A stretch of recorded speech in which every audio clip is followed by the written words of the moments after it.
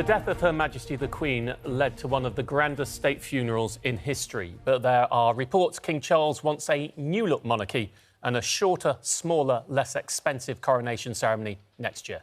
So what might that look like? Royal author and historian Dr. Tessa Dunlop says she thinks Charles will adopt a more modern approach to the throne, while the UK director of the Common Sense Society, Emma Webb, thinks that would be a big mistake. Why, Emma?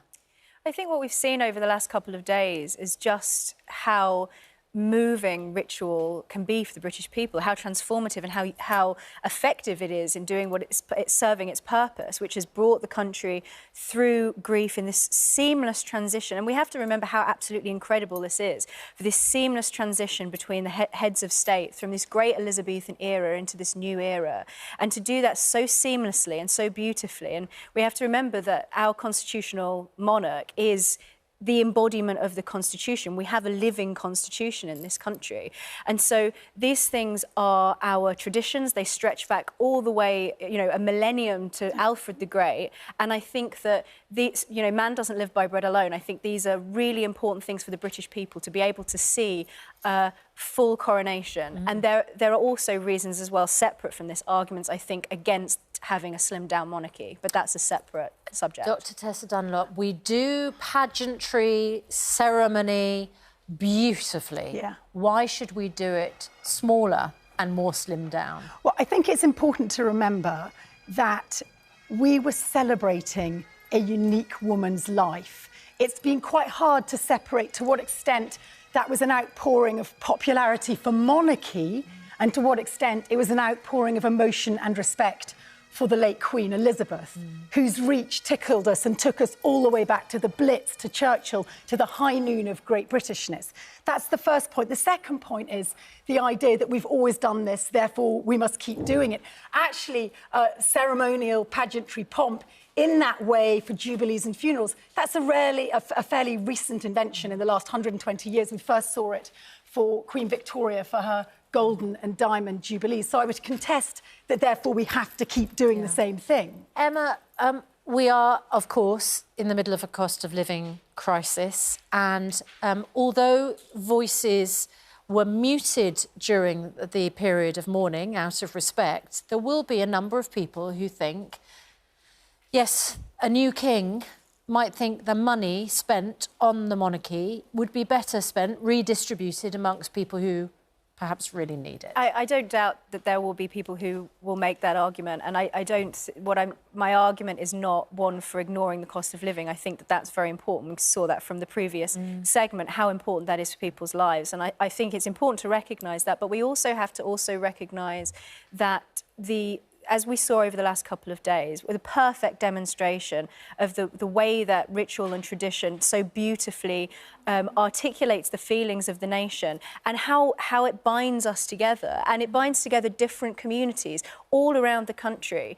And nothing else has power quite like that. And I think that is extremely important. I note you say it articulates the feelings of the nation, or did it lead the feelings of the nation? I mean, it is a mourning ritual is a deliberately structured event to create an atmosphere and to create, and of course, we have the media with virtual blanket coverage. I think there are Republicans in this country, people who don't like the monarchy. I think many of them have respectfully kept quiet over the last 10-day period, and rightfully so, as a great woman has passed away. But I think the idea that you claim it articulated and millions out in the street doesn't necessarily mean that this is a homogenous view and everybody thinks that. Well, I think that just looking at how many people came out into the street, yes, I was in the queue myself. There is the queue, there are the people who came out all across the country, in Scotland, in London, and also the fact that not just in the UK, but also the importance of this internationally and in the Commonwealth. 5.1 billion people watch this worldwide. That's over 60%, I think, of the world's population. But that's extraordinary. But Emma, do you not think there might be an element of pageantry and ceremonial fatigue next year. First of all, I think your point's really good that we had performative unity, and Republicans and a large number of people, a large minority of people who feel fairly ambivalent about monarchy, either kept quiet because they respected the late Queen, who couldn't, and because they realised it was a period of mourning. They might not necessarily be so deferential in a year's time. But let's just quickly go back to the last coronation. We had a whole 16 months between the accession to the throne in February of 52 and the coronation in June 53. Several reasons. One is the Queen was young, she was 25, so she could wait.